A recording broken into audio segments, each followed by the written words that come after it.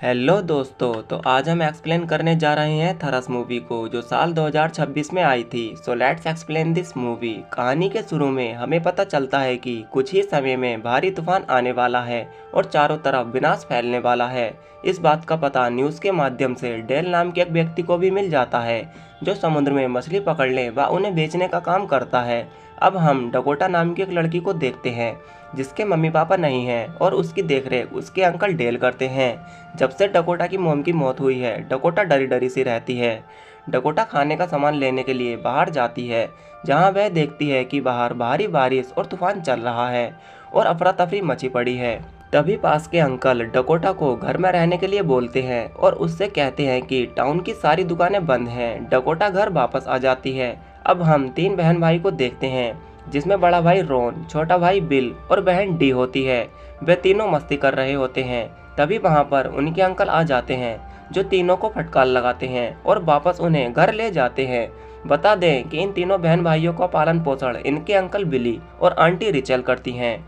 अब हम लिसा नाम की एक लड़की को देखते हैं जो प्रेग्नेंट होती है और हम बॉब को देखते हैं जो डिलीवरी मैन होता है। लिसा और बॉब में तूफान को लेकर कुछ बातें चलती हैं और वे एक दूसरे को सुरक्षित रहने को बोलकर वहां से निकल जाते हैं। जहां लिसा देखती है कि टाउन में तूफान को लेकर अफरा तफरी मची हुई है। अब डकोटा को देखते हैं जो अपने अंकल से बात कर रही होती है और उसके अंकल उसे लेने आ रहे हैं। इतने डकोटा अपनी मॉम की वीडियो को देखती है जो बचपन में उसे निशाना लगाना सिखा रही होती है जो हमें आगे काम देने वाला है। अब हम एक न्यूज रिपोर्टर को देखते हैं जो डेल से उस तूफान के बारे में जानकारी इकट्ठा करता है और न्यूज के माध्यम से लोगों में पहुंचा रहा है। इधर हम लिसा को देखते हैं जो अपनी मॉम से बात कर रही है। तभी इंटरनेट कट जाता है। अब तूफान शुरू होने लगा था और टाउन की तरफ बढ़ने लगा था। डकोटा के घर की लाइट ऑफ हो जाती है और समुद्र की लहरें दीवारों को तोड़ देती हैं और पानी टाउन की तरफ बढ़ने लगता है। जहां बॉब लिसा से कहता है कि जल्दी किसी ऊंची जगह पर चढ़ जाओ, लेकिन लिसा की कार पेड़ में फंस जाती है। बॉब भी वहां से अपना ट्रक लेकर जाने लगता है, लेकिन तभी सामने से समुद्र का पानी आकर बॉब के ट्रक को अपने साथ बहा ले जाता है। इधर डकोटा के घर में भी पानी घुस जाता है और विली के घर में भी पानी आ जाता है। अब लिसा की कार जाकर पेड़ से टकरा जाती है जिससे लिसा बुरी तरह फंस जाती है और बॉब का ट्रक भी जाकर एक स्टैचू से टकरा जाता है जिससे उसके ट्रक में भरा मीट पानी में मिल जाता है जिससे वहां पर शार्क पहुंचने वाली है। अब हम जिमी और स्कॉट को देखते हैं जो रेस्क्यू के लिए आए होते हैं और फिर उन्हें लिसा की आवाज आती है जिसे स्कॉट बचाने जाता है और जिमी से पेड़ काटने के लिए कटर मंगाता है जिसे लेने के लिए जिमी जाता है और कटर को लेकर आ रहा होता है, लेकिन तभी वहां पर शार्क आ जाती है और उसे चबा जाती है जिसे देखकर स्कॉट की फट जाती है और स्कॉट भागने लगता है, लेकिन शार्क आकर उसे भी निकल जाती है। इधर बॉब को होश आ जाता है। वह जैसे ही ट्रक से बाहर आता है शार्क उसे भी खा जाती है। यह सारे हादसे डकोटा के घर के सामने होते हैं जिन्हें देखकर डकोटा की रूह कांपने लगती है। इधर डेल और उसका दोस्त ब्रेन देखते हैं कि शहर में चारों तरफ बाढ़ ही बाढ़ है जहां पहुंचना मुश्किल है, लेकिन न्यूज रिपोर्टर डेल और ब्रेन को अपनी कार में लेकर टाउन की ओर बढ़ने लगता है जिसके पास एक बोट भी होती है। इधर बिली और रिचेल कुछ सामान लेने के लिए दूसरे अपार्टमेंट में जाते हैं।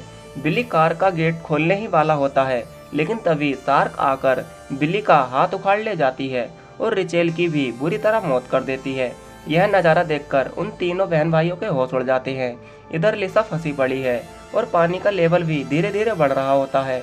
लिसा डकोटा से मदद मांगती है। डकोटा इस बात पर पहले सोच विचार करती है। लिसा डकोटा से बताती है कि वह प्रेग्नेंट है। डकोटा मदद के लिए हाँ कर देती है और नीचे जाकर पहले चाकू लाती है और फिर ऊपर आकर खिड़की से नीचे कूदने वाली होती है, लेकिन उसका पैर फिसल जाता है।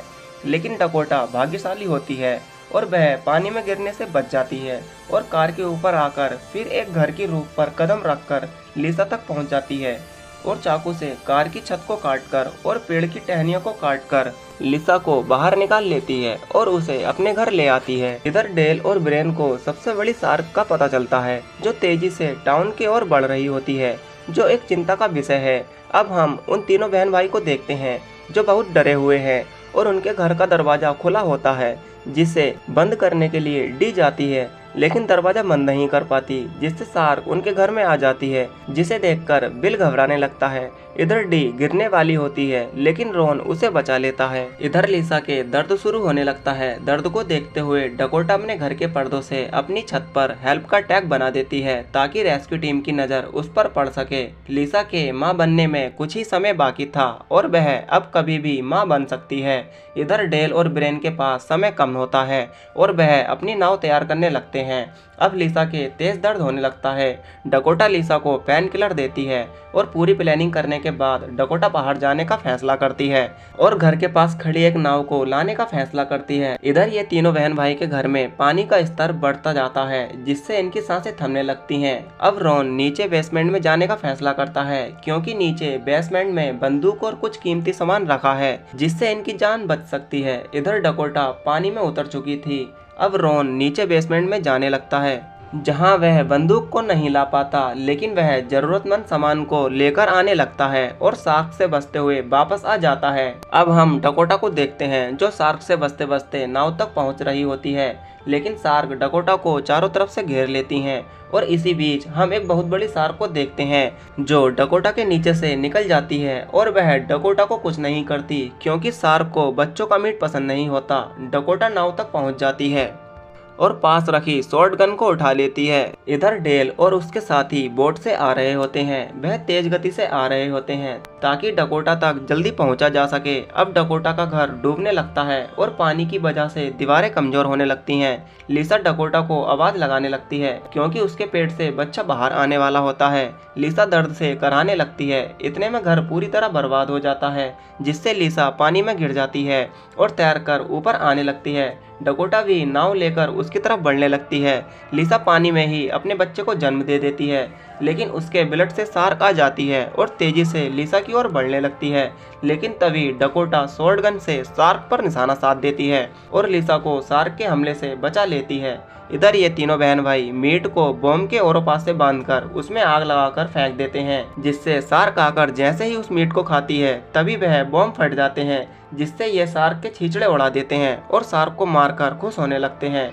इधर डकोटा लिसा को नाव में चढ़ाने ही वाली होती है, लेकिन तभी शार्क आकर इनकी नाव में टक्कर मार देती है, जिससे इनकी नाव पलट जाती है और ये पानी में गिर जाते हैं। अब ये शार्क का शिकार बनने ही वाले होते हैं, लेकिन तभी वहां पर डेल पहुंच जाते हैं, जो पानी में करंट देकर शार्क को दूर कर देते हैं और लिसा और डकोटा को बचा लेते हैं, जिसे देखकर डकोटा अपने अंकल के गले लग जाती है। लिसा भी ब्रेन से फोन लेकर अपनी माँ को कॉल करती है और अपनी माँ को अपना बच्चा दिखाती है, जिसे देखकर लिसा की माँ बहुत खुश होती हैं। इधर ये तीनों बहन भाई अपने अंकल की कार लेकर वहाँ से निकल जाते हैं और ये कहानी भी यहीं खत्म हो जाती है। अगर कहानी पसंद आई हो तो लाइक और सब्सक्राइब जरूर करें।